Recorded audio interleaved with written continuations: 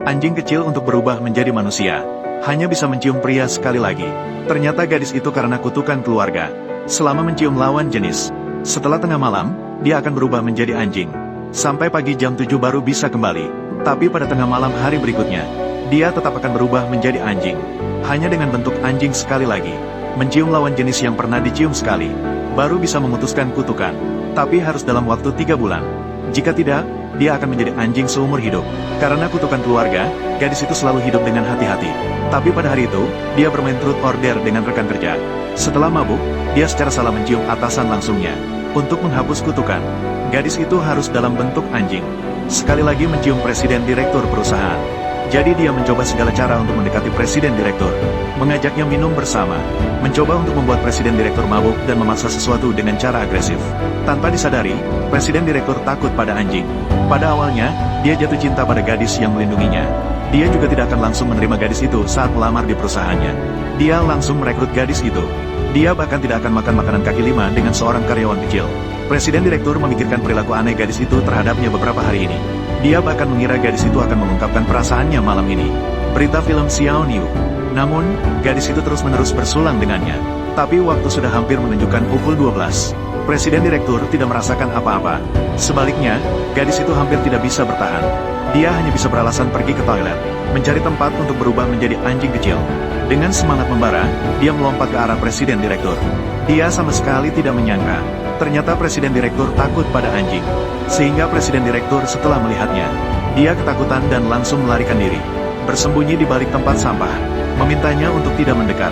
Kamu pergi saja. Tidak mungkin. Dia takut pada anjing. Ini membuat gadis itu sangat bingung. Presiden direktur jadi takut pada anjing seperti ini.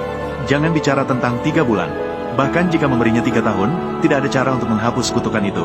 Namun, saat malam itu, justru memberinya kesempatan yang baik. Dia dengan baik hati menyelamatkan rekan kerja yang dipukuli. Untuk mengungkapkan rasa terima kasih gadis yang telah menyelamatkannya, rekan kerja mengundangnya untuk minum. Namun, melihat waktu hampir menunjukkan pukul 12, gadis itu tidak ingin berubah menjadi anjing di depan rekan kerjanya. Jadi dia menolak ajakannya. Namun, rekan kerjanya khawatir dia tidak aman pulang sendirian di malam yang larut. Dia bersikeras untuk mengantarnya pulang dengan mobil. Dalam tarik-menarik itu, waktu sudah tiba. Gadis itu tiba-tiba berubah menjadi seekor anjing. Pemuda yang melihat adegan ini tampak bingung. Dia bahkan mengira dirinya telah memakan jamur beracun. Sampai dia melihat kartu identitas gadis itu. Dan pesan suara yang dikirim oleh ibu gadis itu. Dia membaca, "Sudah pukul 12, kenapa kamu belum pulang? Tapi jangan sampai ada yang tahu kamu bisa berubah menjadi anjing." Pemuda itu baru menyadari. Segala yang terjadi di depan mata adalah nyata. Dia juga tidak tahu di mana rumah gadis itu. Dia juga takut gadis itu ditangkap oleh pedagang anjing dan dikirim ke rumah makan daging anjing.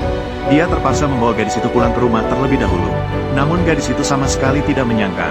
Rekan kerja menyembunyikan identitas. Itu untuk bekerja di perusahaan pamannya.